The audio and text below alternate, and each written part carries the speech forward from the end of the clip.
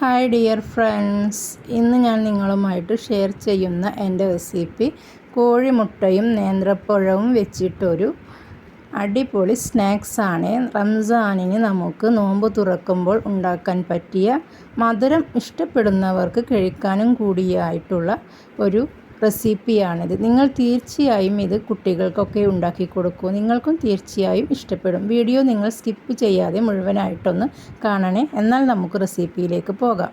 ഞാനിവിടെ എടുത്തിരിക്കുന്ന 4 നേന്ത്രപ്പഴമാണ് കേട്ടോ. ഇനി നമുക്കൊന്ന് സ്റ്റീം ചെയ്തെടുക്കാം. നമുക്ക് ഈസി കുക്കിൻ്റെ മുകളിൽ വെച്ചിട്ടാണ് ഞാനിത് സ്റ്റീം ചെയ്തെടുക്കുന്നത്. സ്റ്റീമർ വെച്ചതിന് ശേഷം നമുക്ക് ഈ നേന്ത്രപ്പഴം 2 ഭാഗം കട്ട് ചെയ്തതിന് ശേഷം നമുക്കിത് നടുമുറിച്ച് ഒന്ന് പുഴുങ്ങിയെടുക്കാം. പുഴുങ്ങിയെടുത്തതിന് ശേഷം നമുക്കിത് ചൂടാറാൻ മാറ്റി വെക്കാം. ഇനി നമുക്ക് ചൂടാറിയ നേന്ത്രപ്പഴം നമുക്കൊരു പ്ലേറ്റിലേക്ക് ഇട്ടതിന് ശേഷം അതിൻ്റെ തൊലിയെല്ലാം നമുക്കൊന്ന് നീക്കം ചെയ്ത് കൊടുക്കാം. പഴം നല്ല പഴുത്ത് പാകമായതിനാൽ ഇതിൻ്റെ മുകളിൽ അവിടെ ഇവിടെയൊക്കെ ആയിട്ട് കുറച്ച് പരിക്കുകളൊക്കെയുണ്ട്. നമുക്കതെല്ലാം ക്ലീൻ ചെയ്ത് കൊടുക്കാം. ചീത്ത ഭാഗങ്ങളെല്ലാം നമുക്ക് മുറിച്ച് മാറ്റി കൊടുത്തതിന് ശേഷം നമുക്ക് ഈ നേന്ത്രപ്പഴത്തിൻ്റെ നടുഭാഗം ഒന്ന് കീറിക്കൊടുക്കാം. നടുഭാഗം പൊളിച്ചതിന് ശേഷം ഇതിൻ്റെ ഉള്ളിലുള്ള ബ്ലാക്ക് സീഡ് നമുക്ക് എടുത്ത് മാറ്റിക്കളയാം. ഇങ്ങനെ നമുക്ക് നേന്ത്രപ്പഴത്തിൻ്റെ എല്ലാ ബ്ലാക്ക് സീഡുകളും മാറ്റി ഒരു ബൗളിലേക്ക് പഴമിട്ട് നന്നായിട്ടൊന്ന് ഉടച്ചെടുക്കാം. ഇനി നമുക്ക് അടുപ്പിലേക്കൊരു പരന്ന പാൻ വെച്ച് കൊടുക്കാം. അതിലേക്കൊരു 4 ടേബിൾ സ്പൂൺ പശുവിൻ നെയ്യ് ഒഴിച്ചു കൊടുക്കാം. എന്നിട്ട് പശുവിൻ നെയ്യ് ചൂടാകുമ്പോൾ നമുക്കിതിലേക്കൊരു 1/4 കപ്പ് അണ്ടിപ്പരിപ്പ് നമുക്ക് ചേർത്ത് കൊടുക്കാം. നിങ്ങളുടെ കയ്യിൽ അണ്ടിപ്പരിപ്പ് ഉള്ളതിനനുസരിച്ച് ചേർത്ത് കൊടുത്താൽ മതി. കൂടുതൽ ചേർത്താൽ അതിന് രുചി കൂടും എന്ന് മാത്രം. കുറച്ചേ ഉള്ളൂവെങ്കിലും അത് ചേർത്ത് കൊടുക്കാം. അതുപോലെ തന്നെ ഒരു 1/4 കപ്പ് നമുക്ക് മുന്തിരിയും കൂടി ചേർക്കാം. അണ്ടിപ്പരിപ്പ് ഒരു ബ്രൗൺ കളറായി വരുമ്പോൾ മുന്തിരി ചേർത്ത് അതൊന്ന് വീർത്ത് വരുന്ന സമയത്ത് നമുക്കിതിലേക്ക് ഒരു 1/2 കപ്പ് തേങ്ങ ചിരവിയത് കൂടി ചേർത്ത് കൊടുക്കാം. തേങ്ങ കൂടി ചേർത്ത് നമുക്ക് നന്നായിട്ടൊന്ന് മിക്സാക്കി ഒന്ന് 2 സെക്കൻഡ് നേരം ഒന്ന് ചൂടായതിന് ശേഷം നമുക്കിതിലേക്ക് ഒരു 2 ടേബിൾ സ്പൂൺ പഞ്ചസാര, അതിൽ 2 ഏലക്കായിട്ട് പൊടിച്ചെടുത്തത് നമുക്കിതിലേക്കൊന്ന് ചേർക്കാം. ലാസ്റ്റ് സമയത്താണ് പഞ്ചസാര ചേർക്കേണ്ടത്. നന്നായിട്ട് നമുക്കൊന്ന് ഇളക്കി യോജിപ്പിക്കാം. 2 സെക്കൻഡ് നേരം ഒന്ന് ഇളക്കി യോജിപ്പിച്ചതിന് ശേഷം തീ ഓഫ് ചെയ്ത് നമുക്കിതൊന്ന് ഇറക്കി വെക്കാം. ഇറക്കി വെച്ച് നമ്മുടെ ഈ ഫില്ലിങ് നമുക്കൊരു പാത്രത്തിൽ ചൂടാറാൻ മാറ്റി വെക്കാം. ഇനി നമുക്കൊരു പാൻ എടുത്ത് അടുപ്പിലേക്ക് വെച്ചതിന് ശേഷം അതിലേക്ക് നമുക്കൊരു 3 ടേബിൾ സ്പൂണോളം നെയ്യ് ഒഴിച്ചു കൊടുക്കാം. പശുവിൻ നെയ്യാണ് ഇവിടെ ഒഴിച്ചു കൊടുത്തിരിക്കുന്നത്. തീ മീഡിയം ഫ്ലെയിമിൽ വെച്ചാൽ മതി.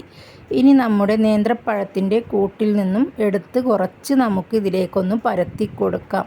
നേന്ത്രപ്പഴത്തിൻ്റെ കൂട്ടിൽ നിന്ന് പകുതിയോളം എടുത്തിട്ട് ഇതുപോലെ നമുക്കൊന്ന് എല്ലാ ഭാഗത്തേക്കും ആവുന്ന വിധത്തിൽ നമുക്കൊന്ന് പരത്തി കൊടുക്കാം. എന്നിട്ട് ഇതിൻ്റെ മീതേക്ക് ഞാൻ 2 കോഴിമുട്ട ഉടച്ചൊഴിച്ച് ഒരു നുള്ളുപ്പും കൂടി ചേർത്ത് മിക്സ് ചെയ്തെടുത്തതാണ്. അതിൽ നിന്നും നമുക്ക് കുറച്ച് എടുത്ത് ഇതിൻ്റെ മീതേക്ക് നമുക്കൊന്ന് പരത്തി ഒഴിച്ചു കൊടുക്കാം. എന്നിട്ട് നമ്മുടെ ഈ ഫില്ലിങ് നമുക്ക് ഇതിൻ്റെ മീതേക്കൊന്ന് നിറച്ച് കൊടുക്കാം. ഈ ഫില്ലിങ് നിറക്കുമ്പോൾ നമുക്ക് എല്ലാ ഭാഗത്തേക്കും ആവുന്നുണ്ടോ എന്ന് ശ്രദ്ധിക്കണം. അണ്ടിപ്പരിപ്പും മുന്തിരിയും ഇതിൻ്റെ എല്ലാ സൈഡിലേക്കും ആവണം. അതുപോലെ വേണം ഫില്ലിങ്ങൊക്കെ നിറച്ച് കൊടുക്കാൻ. കണ്ടില്ലേ, ഞാൻ ഈ ചെയ്യുന്നത് പോലെ നിങ്ങൾ ഫില്ലിങ് എല്ലാം നിറച്ച് കൊടുക്കണം. അണ്ടിപ്പരിപ്പൊക്കെ ഇതിൻ്റെ ഉള്ളിലേക്ക് ആവുന്ന വിധത്തിൽ വേണം വെച്ച് കൊടുക്കാൻ. എന്നിട്ട് നമുക്ക് ഈ നേന്ത്രപ്പഴത്തിൻ്റെ ബാക്കിയുള്ള കൂട്ടും കൂടി നമുക്കിതിലേക്കൊന്ന് ഇതിൻ്റെ മീതെ ഒന്ന് പരത്തി കൊടുക്കാം. പരത്തി കൊടുത്തതിന് ശേഷം വീണ്ടും നമുക്ക് ഈ അണ്ടിപ്പരിപ്പും മുന്തിരിയും തേങ്ങയും പഞ്ചസാരയും അടങ്ങിയ ഈ ഫില്ലിങ് ബാക്കിയുള്ളതും കൂടി ഇതുപോലെ നമുക്കൊന്ന് നിരത്തി കൊടുക്കാം. അങ്ങനെ 2 ലെയറായിട്ട് വേണം നമുക്കിതൊന്ന് നിരത്തി കൊടുക്കാൻ. ഇതിൻ്റെ എല്ലാ സൈഡിലേക്കും ആവുന്ന വിധത്തിൽ നമുക്കിതൊന്ന് നിരത്തി കൊടുക്കാം. ഇങ്ങനെ നിരത്തി കൊടുത്തതിന് ശേഷം ഇതിൻ്റെ മീതെ ഒരു സ്പൂൺ വെച്ച് ഇതുപോലെ നന്നായിട്ടൊന്ന് നമുക്ക് അമർത്തി കൊടുക്കാം. ഇനി ഇതിൻ്റെ മീതേക്ക് മുട്ട പൊട്ടിച്ച് ഒഴിച്ചതിൻ്റെ ബാലൻസ് നമുക്ക് ഒഴിച്ചു കൊടുക്കാം. എല്ലാ ഭാഗത്തേക്കും ആകുന്ന വിധത്തിൽ മുട്ട നമുക്ക് പൊട്ടിച്ചൊന്ന് ഒഴിച്ചു കൊടുക്കാം. മുട്ട മിക്സ് ബാക്കിയുള്ളത് ഇതുപോലെ എല്ലാ ഭാഗത്തേക്കും ഒഴിച്ച് ഇനി ഇതിൻ്റെ മീതേക്ക് ഒഴിച്ചു കൊടുക്കാനുള്ളത് പശുവിൻ നെയ്യാണ്. ഒരു 2 ടേബിൾ സ്പൂൺ പശുവിൻ നെയ്യ് ഇതുപോലെ പരത്തി എല്ലാ ഭാഗത്തേക്കും ഒഴിച്ചു കൊടുക്കാം. എന്നിട്ടൊരു 3 മിനിറ്റ് നേരം ഇതൊന്ന് നമുക്ക് അടച്ച് വെക്കാം.